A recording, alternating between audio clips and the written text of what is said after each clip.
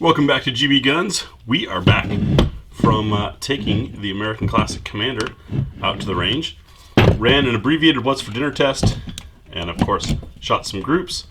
This thing, well, you saw the tabletop video, is very nicely put together, and I gotta say, it shoots like a nicely put together gun.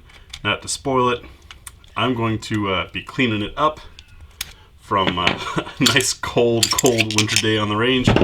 And while I do that, I'll let you guys watch the footage.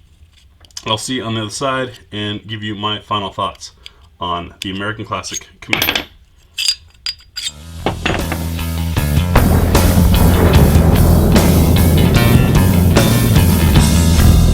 Starting things off with full mag +1.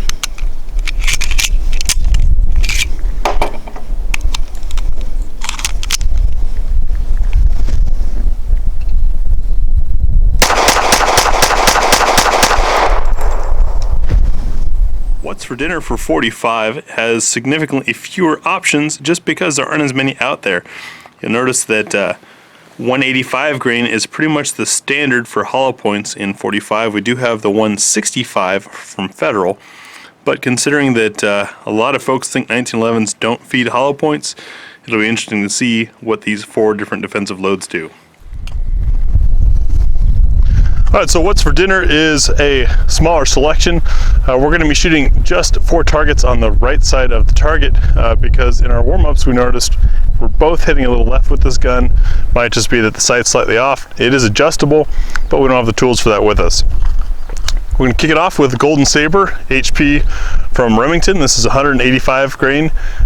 It's a brass jacketed hollow point, which is where it gets the Golden Saber name from. Very successful round, usually runs pretty well. We'll see how the commander likes it.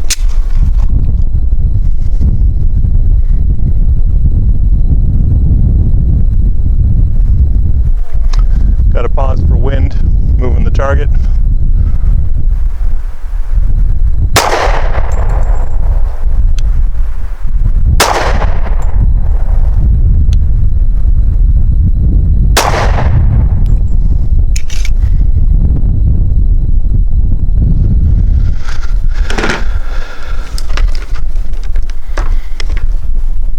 Our next load is from SIG, their Elite Performance Ammunition V Crown.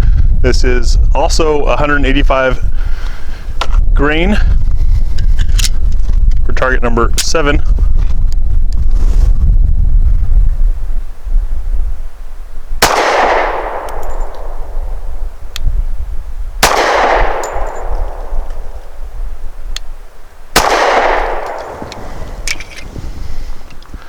And you might notice we are still hitting a little bit left. Next up is the Federal Premium Low Recoil Load. This is only 165 grains, which is pretty light for 45 ACP. See if it will cycle this shorter commander size barrel.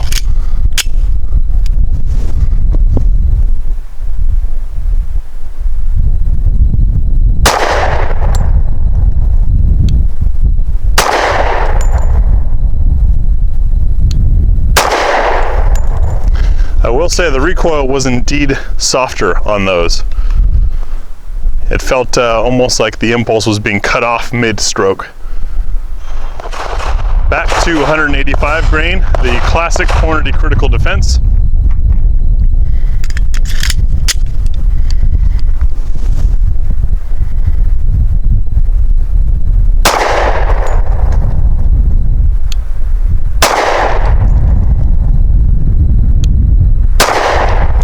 Significantly more recoil in that load.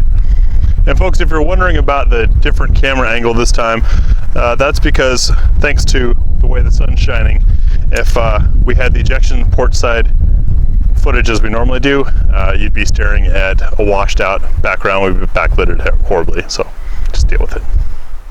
For our 5 shots from 7 yards grouping, we'll be using the SIG Elite Performance Ammunition.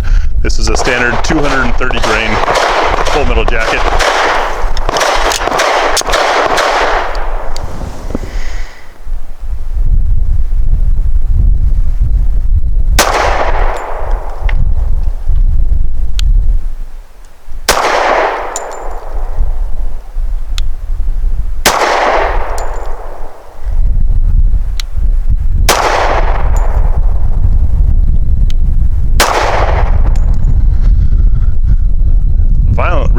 recoil with that load.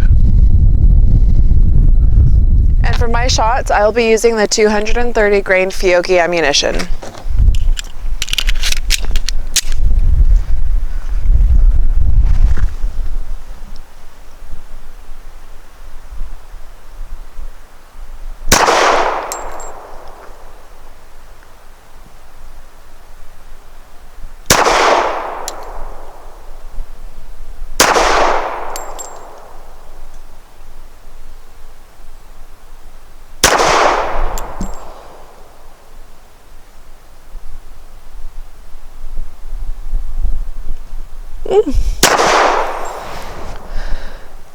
Flinched on that last one, but did get a couple rounds in the same hole.